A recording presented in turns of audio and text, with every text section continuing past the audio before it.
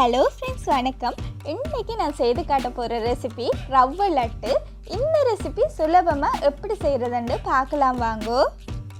முதலாவதாக ஒரு சட்டியில் 1 டேபிள் ஸ்பூன் நெய் சேர்த்துக்கொள்கிறேன். இதில் 30 கிராம் கச்சான் எடுத்திருக்கேன். அதை போட்டு லைட்டாக வறுத்தெடுத்து கொள்ளுவோம்.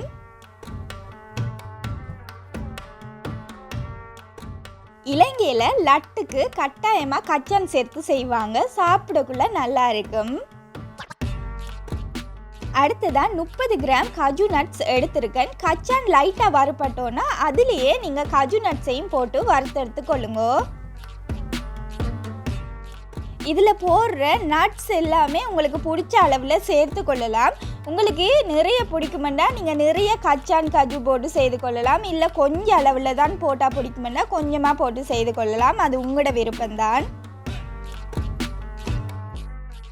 அடுப்பை மீடியம் ஃப்ளேமில் வச்சு செய்து கொள்ளுங்க. இது லைட்டாக வறுபட்டதுக்கு பிறகு நான் 60 கிராம் ப்ளம்ஸ் எடுத்திருக்கேன். அதையும் இதோடு சேர்த்து வறுத்தெடுப்பேன். ப்ளம்ஸ் பலூன் மாதிரி ஊதி வந்ததுக்கு பிறகு இதை அடுப்பில் இருந்து இறக்கி கொள்ளலாம். நான் இதில் நெய் சேர்த்து கொண்டேன். நெய் இல்லைன்னா நீங்கள் பட்டர் சேர்த்து கூட இதை வறுத்தெடுத்து கொள்ளலாம். ப்ளம்ஸ் நல்லா ஊதி வந்துட்டுது. இதை அடுப்பில் இருந்து இறக்கி வச்சு கொள்ளுவோம். அடுத்ததாக 500 கிராம் ரவை எடுத்திருக்கேன். நான் நட்ஸ் வறுத்த அதே சட்டியில் போட்டு இந்த ரவையும் வறுத்தெடுத்து கொள்ளுவோம். அதில் ஏற்கனவே இருக்கிற நெய் போதும் இந்த ரவை வறுக்கிறதுக்கு. ரவையை கருக விடாமல் வறுத்தெடுத்து கொள்ளுங்கோ. ரவை நல்லா வறுபட்டால் நல்ல வாசம் வரும். நீங்கள் இப்போ போடக்குள்ள சாஃப்டான ரவை வறுபட்டதுக்கு பிறகு கையில் எடுத்து பார்த்தீங்கன்னா மண் மாதிரி இருக்கும். அந்த அளவுக்கு நீங்கள் வறுத்தெடுத்து கொள்ளுங்க. இந்த சட்டி ஏற்கனவே சூடாக இருக்கிறதால அடுப்பை குறைவான தீயில வச்சு இந்த ரவையை வறுத்தெடுத்து கொள்ளுங்க. ரவை வறுபடுறதுக்கு 4 நிமிஷம் தான் எடுக்கும். ரவை நல்லா வறுபட்டுடுது. கையில் எடுத்து பார்த்தீங்கன்னா இதை போல் இருக்கும்.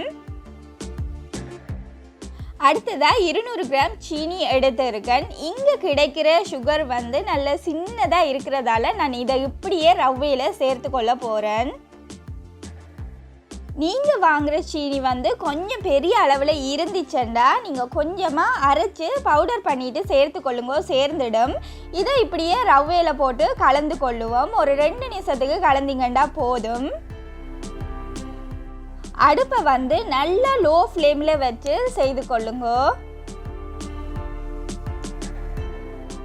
சுகரை சேர்த்து கலந்ததுக்கு பிறகு நான் வறுத்து வச்சிருக்க முந்திரி திராட்சையை போட்டு கலந்து கொள்ளுவோம். இந்த லட்டு ரெசிபி செய்து பார்த்து உங்களுக்கு பிடிச்சிருந்துச்சுண்டா, நல்லா வந்திருந்துச்சுண்டா இந்த வீடியோவை உங்களோட ஃப்ரெண்ட்ஸ் அண்ட் ஃபேமிலிக்கு ஷேர் பண்ணுறதுக்கு மறந்துடாதீங்க.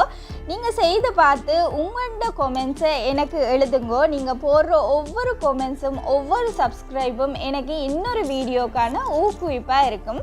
அதனால் மறந்துடாமல் கொமெண்ட் பண்ணுங்க. இதை நல்லா கலந்து விட்டதுக்கு பிறகு இதில் 1 டீஸ்பூன் ஏலக்காய் பவுடர் சேர்த்து கொள்கிறேன். அதையும் சேர்த்து கலந்து விட்டு கொள்ளுவோம். ஏலக்காய் பவுடருக்கு பதிலாக சில பேர் வெனிலா சேர்த்து கொள்ளுவாங்க. உங்களுக்கு ஏலக்காய் பவுடர்ன்ற வாசம் பிடிக்கலைன்னா நீங்கள் வெனிலா சேர்த்து கூட செய்து கொள்ளலாம். அடுத்ததாக நான் கண்டென்ஸ் மில்க் எடுத்திருக்கேன். 100 மில்லிலிட்டர் இல்லைண்டா அரை கப் கண்டென்ஸ் மில்க்.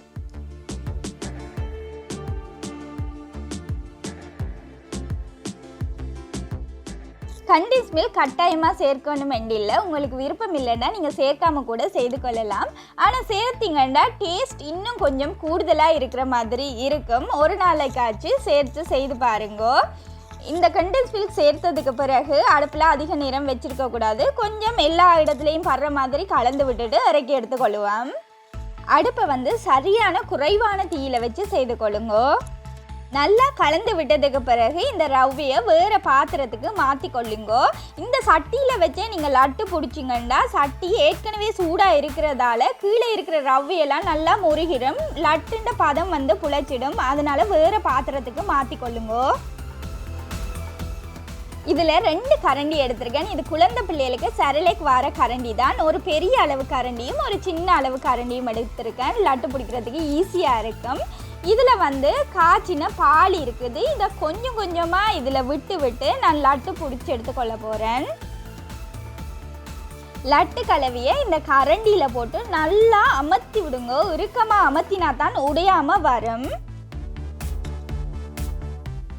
இது வந்து சூடாக இருக்கக்குள்ளேயே பிடிக்கணும், அப்போ தான் சரியாக வரும். கை பொறுக்கிற சூடு இருக்கக்குள்ளே கவனமாக பிடிச்சி எடுத்துக்கொள்ளுங்க. நீங்கள் கரண்டியில் செய்கிறீங்கன்னா ஈஸியாக செய்திடலாம். இதை போல் தட்டினீங்கன்னா லட்டு ஷேப்பில் வந்துடும், அழகான வடிவத்தில். இலங்கையில் இதை மாதிரி பலகாரம் செய்கிறதுண்டா ஒன்று கல்யாண வீடாக இருக்கும், இல்லைன்னா சாமர்த்திய வீடாக இருக்கும், இல்லைன்னா ஏதாவது பிறந்த நாளாக இருக்கும். அப்போ எல்லா சொந்த பந்தங்களும் முதல் நாளோ இல்லாட்டிக்கு 2 நாளைக்கு முதலோ வந்து இருப்பாங்க.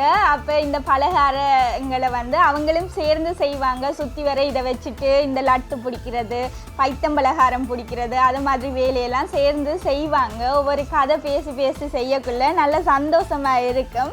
அதே மாதிரி நேரமும் வந்து குறைவாக இருக்கும். எல்லாருமே சேர்ந்து செய்யக்குள்ள டக்குன்னு செய்திடலாம். அந்த ஞாபகம் தான் எனக்கு வந்துச்சுது. உங்களுக்கு வந்து பைத்தம்பலகாரம் முறுக்கு ரெசிபிஸ் எல்லாம் வேணுமெண்டா டிஸ்கிரிப்ஷனில் லிங்க் தரேன், செக் பண்ணி பார்த்துக்கொள்ளுங்க. நான் இப்போ சின்ன கரண்டியில் செய்கிறேன். இதை மாதிரி ஒவ்வொரு வடிவத்தில் செய்வாங்க.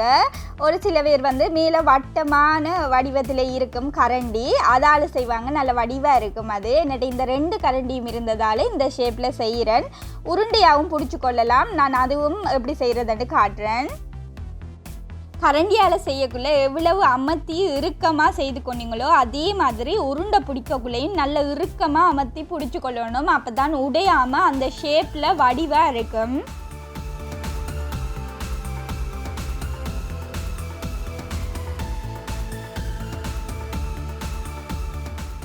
இந்த பாருங்க எவ்வளோ அழகான உருண்டை வடிவத்தில் வந்திருக்குன்னு சொல்லி.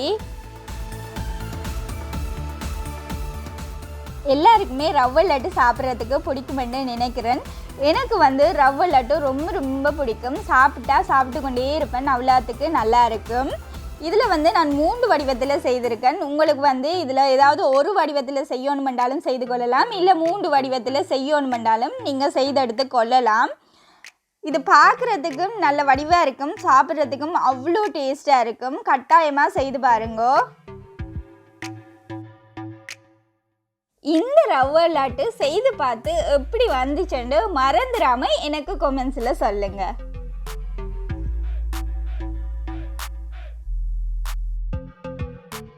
தேங்க்யூ.